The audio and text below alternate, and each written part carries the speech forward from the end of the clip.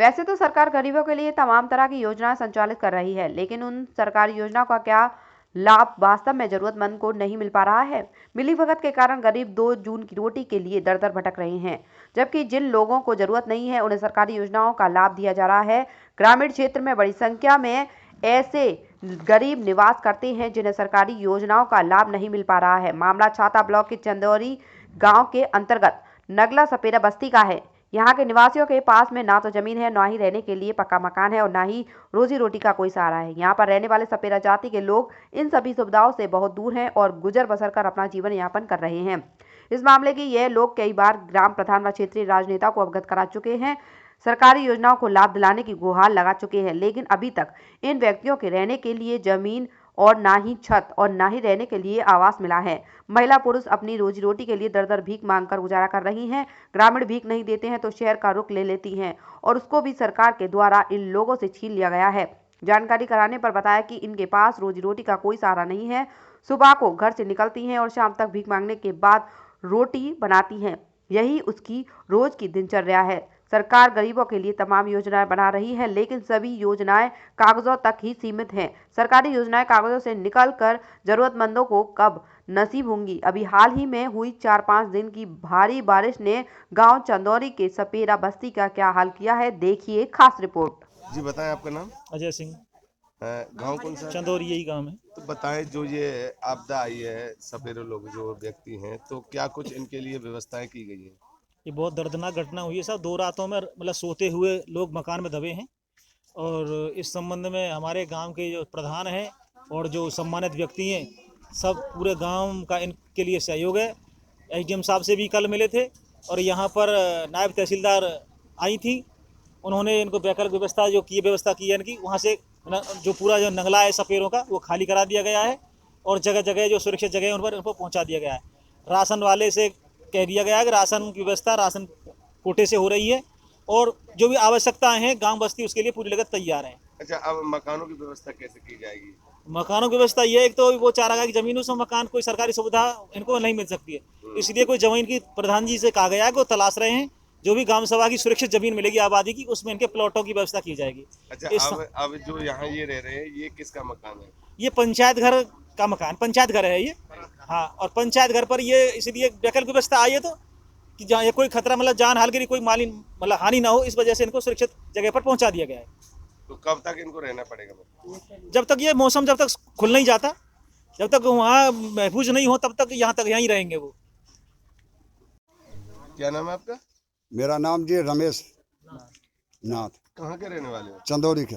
चंदौरी के। तो बताएं, आप यहाँ इस स्थिति में हैं जो कि बहुत दयनीय लग रही, क्या कुछ कारण है? कारण जी मकान गिर गए, हमारे बच्चे भी दब गए और ये 2-2.5 साल का बच्चा है, लड़की ही, इसके चोट लग गई। एक औरत है 3 महीने के गर्भ से है, वो भी बहुत अहलियत है। मुथरा ले गए और छाती दिखा के मुथरा भी ले गए हैं, रायफाई कर दे। और जी इनपेंट चालू है, अभी वहीं है। और यहाँ कितने परिवार हैं आपके? पूरे ही परिवार है जी, लोग करीब कितने? कम से कम 40-45 घर मकान के परिवार है यहाँ। अच्छा, ये मकान आपके कैसे गिरे? ये देखो जी, बरसात से गिर गए, कच्चे मकान है। खाट पीढ़ी। तो कितने व्यक्तियों को चोटें आई हैं? सब टूट कम से नहीं 15 से 20 आदमी 15-20 आदमी घायल 15 है। से 20 आदमी घायल घायल है। हाँ जी। तो किस दिन की घटना थी ये? ये घटना कल कुछ तो कल 11 तारीख को रात की है। क्या नाम तुम्हारा? सर मेरा नाम धन सिंह है।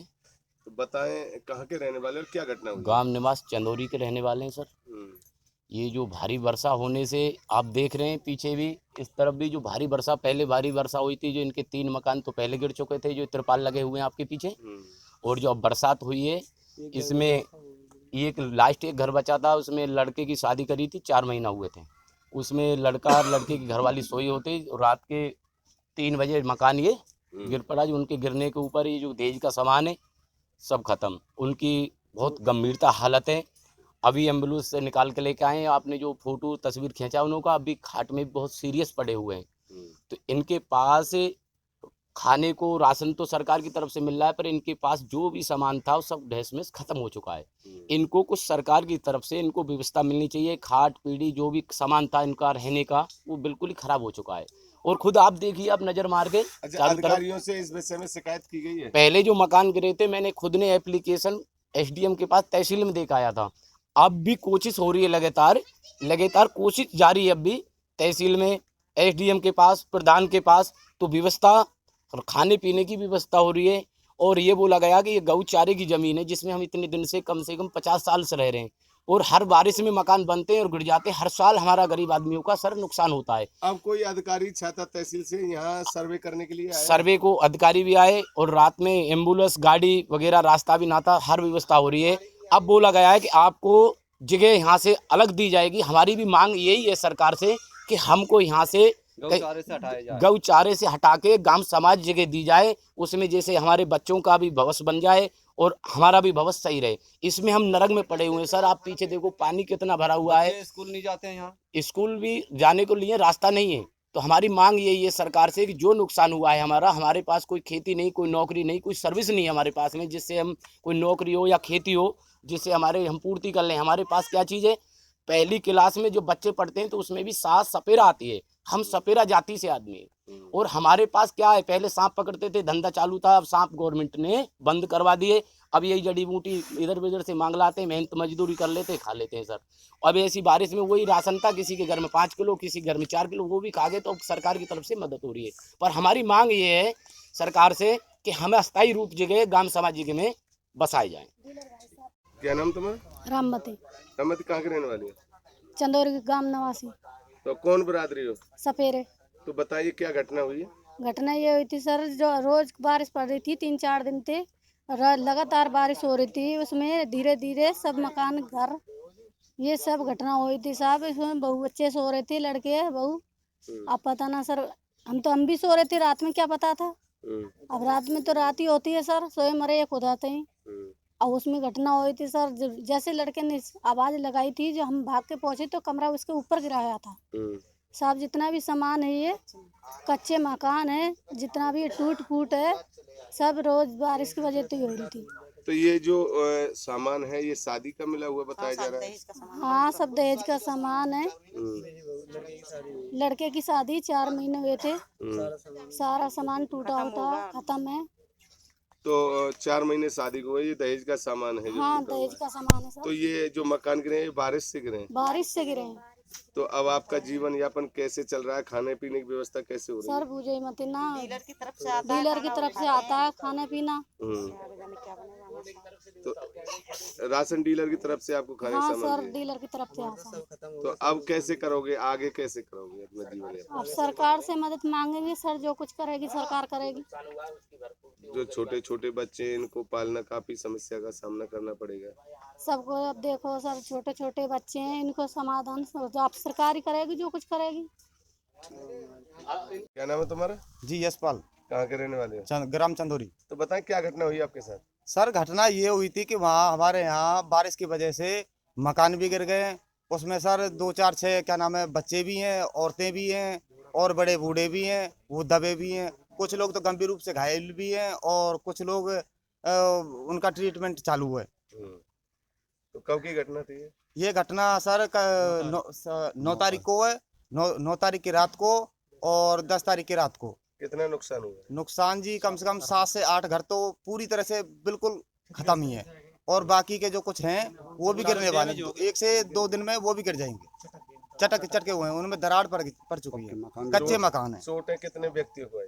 छोटे व्यक्ति हैं, कम से कम 15 से 20 व्यक्ति तो ज्यादातर गंभीर रूप से घायल हैं, और 2-4 ठीक है उनकी तो अब यहाँ जो मकान है, ये इस मकान में आप रह रहे हो, ये किन का मकान? ये सर ग्राम पंचायती है, और ये भी साहब ऐसा है कि इसमें भी क्या नाम है, पानी से जा पता नहीं कैसे, ये भी ऊपर से छत उतारी है इसकी, इसमें भी सेफ नहीं है। और 2 व्यक्ति अंदर और 4 पे लेटे हुए, एक महिला है और एक व्यक्ति और है। वो ज्यादा परेशान है। हाँ जी, वो गंभीर रूप से परेशान है। उनको एम्बुलेंस में सुबह भी दिखा के लेके आए हम, अब तक उनका ट्रीटमेंट चालू है। क्या नाम है आपका? मेरा नाम जगदीश नाथ है जी, कहाँ के रहने वाले? ग्राम चंदौरी के। तो बताएं क्या घटना हुई है? घटना ये होती है कि जी मतलब बरसात के कारण से हमारे कच्चे मकान बने हुए हैं, मतलब कम से कम 45 साल से हमारी बसापत है। 45 साल से हमारी बसापत है। कच्चे मकान थे हमारे, क्या जो बरसात के कारण से क्या जो वो गिर गए। गिरने के कारण से क्या जो कुछ व्यक्तियों के क्या जो चोटें भी आ गई है, छोटे बच्चों को भी आ गई है और बड़े बड़े मतलब महिलाओं को भी आ गई है। और बरसात के कारण से चोट आने से है क्या जो वैसे सब अच्छी सुविधाएं चल रही है क्या सरकार के जरिए से है क्या जो मतलब मथुरा भी गए हैं, छाता भी गए हैं, अस्पताल में दिखा रहे हैं, लेकिन हम ये सुविधा चाह रहे हैं क्या जो लेकिन 40-45 साल हो गए हमें बसे लेकिन सरकार से हमारी कोई सुविधा नहीं है क्या जो नहीं रास्ता बनता है, नहीं हमारा कोई घर मकान बनता है, नहीं हमारा कोई सड़क खरंजा बनता है। मतलब जैसे कोई महिलाएं मतलब गर्भवती होती है, जो गर्भवती महिलाएं होती है उनको भी मतलब है क्या समय पे उठाने के लिए भारी पड़ जाता है। इसी कारण से क्या एक महिला का भी एक बच्चा हुआ था लेकिन ला नहीं पाए एम्बुलेंस का मतलब वहाँ पर कोई जाने का कोई रास्ते में मतलब कोई साफ रास्ता नहीं था, लेकिन है क्या जो वो बच्चा भी मतलब है कि डिलीवरी मतलब बीच रास्ते में हो गई थी, बच्चा ख़त्म हो गया है क्या जो रास्ता के कारण से है क्या जो।